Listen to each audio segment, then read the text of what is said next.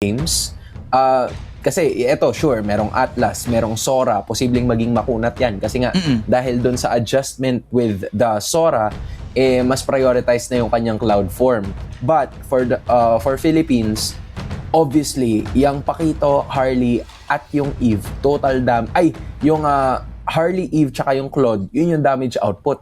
Tapos, hindi ko alam kung ano bang klaseng build ang gagawin dito nitong si Vinuya. Kasi, yung ibang Pakito Cho, hindi gumana eh.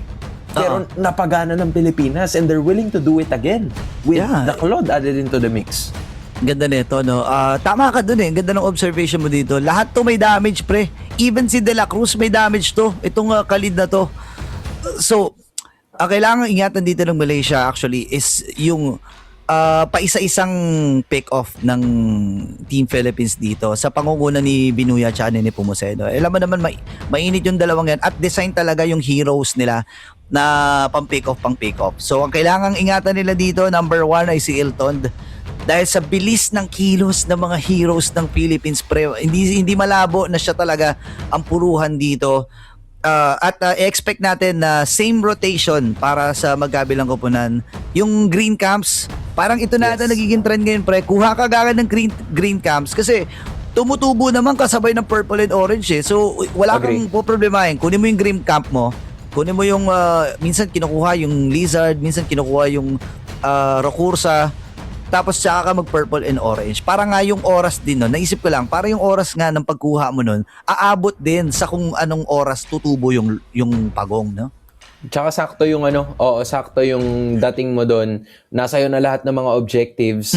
So, again, prioritizing tayo doon sa fact na si Ilton, kailangan niyang makapag-scale ng maayos para dito sa laban na to. But, that's also the reason why the Pakito has been climbing up the ranks as of recent. Kasi siya na ngayon yung isa sa mga yung lumalaban sa dead lane eh. Hindi na kailangan sumama ni Vianya or hindi na kailangan humiwalay ni Vianya para doon sa dead lane. Si Vinuya na ang gagawa nun. So, I'm just wondering how it's gonna be like para sa Malaysia considering na si Vinuya yung magpo-push at magiging 4-1 yung setup ngayon nitong Malaysian team. Yeah, ang daming sasagutin dito ng Malaysia, no? Pero for Malaysia naman, kung titingnan mo, mabilis din naman yung i-expect natin na rotation mula sa kanila. No? Nakasuyo ka na mabilis din mag-farm. Tingnan mo, mabilis nga niya na clear ka agad yung green niya tsaka yung kanyang purple. Pero si De La Cruz pumasok. Aray ko, critical ka agad. Itong si Nazan, may ipit ata si Akip. Pipilitin nilang i-force yung flicker at yun na nga nangyari. Lumapit pa si Nepomuceno, pre, normal lang yung posit. At first blood, napunta ka agad sa Young Goat. Oh my gosh, sabi ni Carl, Atlas ka ulit? Atlas na naman? Di yun, nabarata na naman siya. And Akif would usually get activated pagdating ng level 4, pero hindi nga niya maaabot yun kaagad. I think hindi niya rin maaabot yun during the first turtle kasi na-delay na siya because of his death. Plus, yung flicker ay na-consume din. So this gives De La Cruz a lot of license para makapag-engage, para gulo-guluhin ng todo itong si Nazan. Yeah, yun na nga ang kanilang gagawin. Si Akif ay nagtungo doon sa Rapid Boots. Ito na talaga yung normal na nangyayari at buuan sa isang Atlas. Rapid Boots para mabilis kayo makasama kung ano man ang mga mangyayari. Habang si Rasif ay nag-level 4 na, tuloy-tuloy lamang ang panggugulo at pambubusit dito ng Team Philippines sa mga miyembro ng Malaysia na nagpapakita. Half HP si De La Cruz, pero iki-quick sandguard lamang na yan. Habang si Pabico na ang pumapronto, sabi niya, Dad, sige, gilid ka na lang. Ako na ang frontline. Ilalabas yung kanyang perfect match. Pupunta si Binuya, pero tumawid lamang doon sa kabilang panig. Habang rear manipulation ay napunta na rin. At ni Pumoseno nakuha na ang pag-uong. Papasok pa rin din si De La Cruz. Si Amara magiging target. Nagamit na kagad yung Deadly Magic. Makakapatay si Pabico at dalawa ang masisikwat ng Team Philippines kasama ang pag-uong. That was just a good take mula sa Pilipinas ang pagkuha ng kanilang unang pagong. I would also like to reiterate yung ginawang early rotation nitong si Vianya. Kanina, nung game number 1, hindi natin siya masyadong nakikita dahil harit yung hawak niya at kailangan niyang i-zone yung Claude. Pero siya ngayon na may gamit ng Claude, sumama sa kagad dun sa pinakaunang team fight at zinone niya itong si Amar. Kaya hindi siya napagamit ng Crimson Beacon papasok kasi alam niya na nandun si Diana para mag-dish na damage at ito na naman si Amar na naman ang kanilang mamataan at siya na naman ang unti-unti nawawala for the price of De La Cruz, and the Philippines will absolutely take that. Parang sulit na sulit pa rin yun, no? Kasi si Amar ang namatay, second death na ng mid laner dito ng Malaysia. Actually, hindi pa nga dinadalo ng Team Philippines yung top. Ganito sila katiwala dito kay Vianya, no? Na kaya niyang i-hold yung gold laner ng dyan sa itaas nang hindi makakasama ng husto. And alam naman natin yung gaano kabilis mag-double lane ng isang Claude. Which I think yun yung naging rason, no, kung bakit nakasama din kaagad itong si Viana doon sa unang pagong. Which is pwede uling mangyari mamaya. Dahil 30 seconds na nga lang ay patubo na rin yung ikalawang turtle. De La Cruz magpapakita, inaabantihan itong si Akif. Pero ang goal lamang ni De La Cruz dito ay sumilip-silip para sa mga extra XP at saka gold, sa mga vision gold tsaka XP, no? Oo, dyan siya kumikita pare. Yan ang puhunan niya eh. Yung magpakita na magpakita, humanap ng humanap, that's how it usually is going to be like. Razif ay magbaback away, talagang sinasapak-sapak siya ng sapak ng pag-ibig nitong si Binuya as per usual. At tinan mo, nilalapitan, clingy pre! Clingy, nilalapitan na ng todo para sa susunod na pagong, wala nang contest na mangyayari. Tingnan mo kung nasaan na naman si Sanford pre. Tingnan mo kung nasaan na naman. Clingy, ayun na, ginamitan, pinakita ka ng clingy side pre. Oh my goodness, killing isang flicker nga ay nakommit, pero apat na miyembro mula sa Malaysia ang nag-commit dito kay Viana. Napatay nila, tatama yung SOD, pupuntahan si Ilton. Si De La Cruz ay hahabol sa kanya, kaya lang si Pabico ay nandito na, tamang pokes lamang ng kanyang Void Crystal at Void Blast. Yung manipulation, inakommit na rin! Mamamatay na kagad itong si Ilton. Susubok sana ni Sinazan, pero hahabulin sila. Hahabulin siya, by the way, dito ni De La Cruz at ni Pabico, at mamamatay ang jungler from Malaysia. At hindi pa pala tapos ito kasi si Raksik din. Uwi na lang sana, pero hindi na tiningnan ng Team Philippines ang pagkamatay ni Dinarasip. Oh my goodness. Parang sabi ni Pabico dito, hindi nga namin pinapasali ang si Bianya sa team fight kasi gusto namin mag-farm tapos papatayin nyo. O sige, kayo na lang din, patayin na lang din namin kayo. And now, it's almost a 4K gold lead at aabot pa yata sa 5,000 pagkatapos nung takedown nila sa gitnang Torre. The Philippines always has counter attacks and now they'll be the ones to initiate. Sinazan, hindi yata siya ready dun sa sandabakmak ng mga tao na bigla lumabas, pero siya makakuha ng kill. What an outplay as De La Cruz was quite unsuccessful. Si Binuya nandito sa likod, hindi yata inasahan ni Amar. That's 2 players, heroes for none. That goes in Malaysia. That's a win that they can take.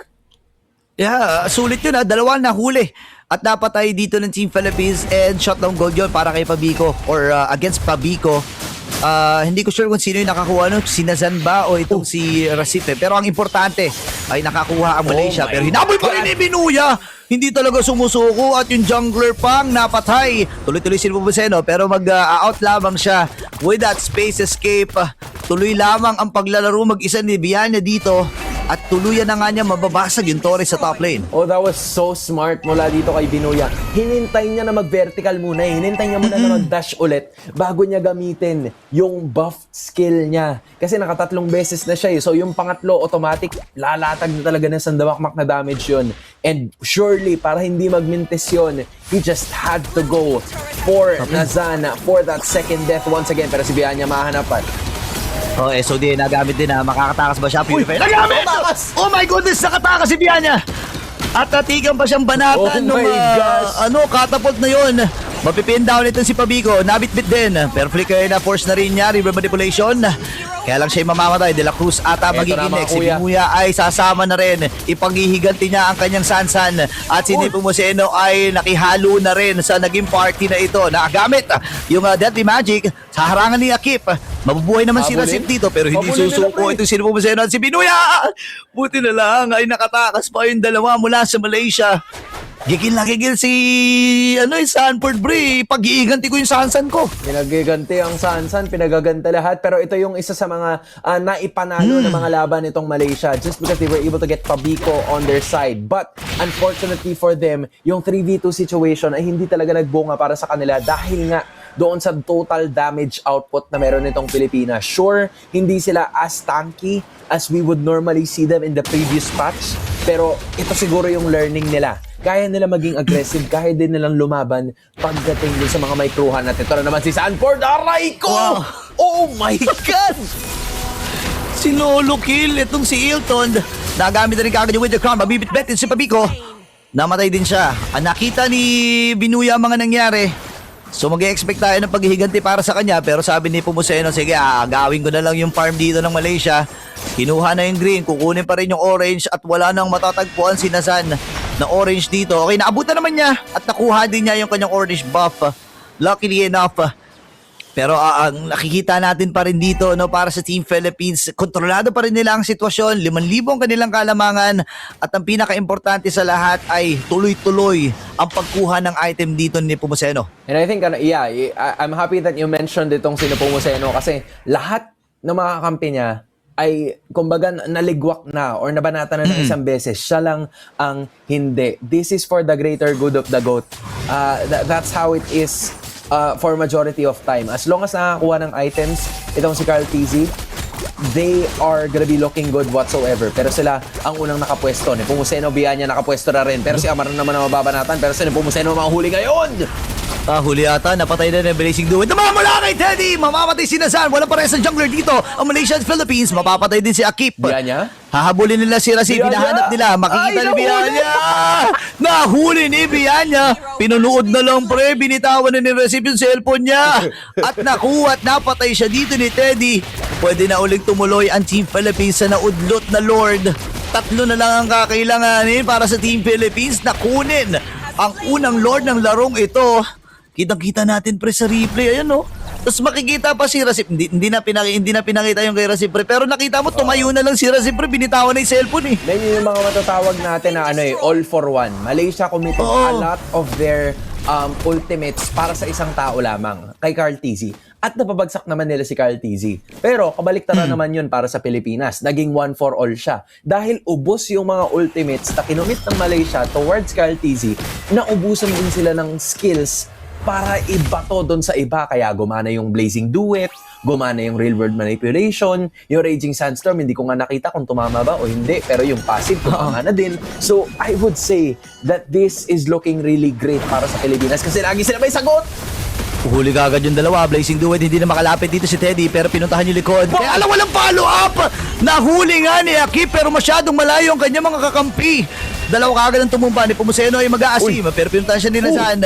Nag-stuck din ang Piercer pero sabi ng Team Philippines, kailangan natin bawian yan. Mamamatay itong si Nazan. 2 miyembro na lang natitira. Binuya pipilit pero nabibigyan din dito si Amar. Nararamdaman niya yung damage! And Pabico with that flicker.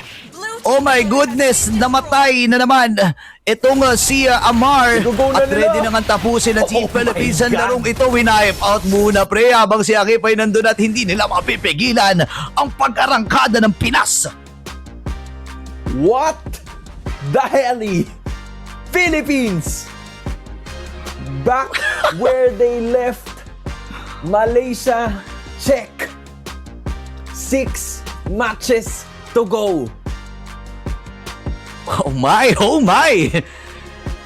Ibang klaseng performance ang ipinakita dito ng Team Philippines. Nakita natin may something naman na nagagawa dito ang Malaysia. Kung ikukumpara natin yung naging performance ng Malaysia ng game number 1 kasi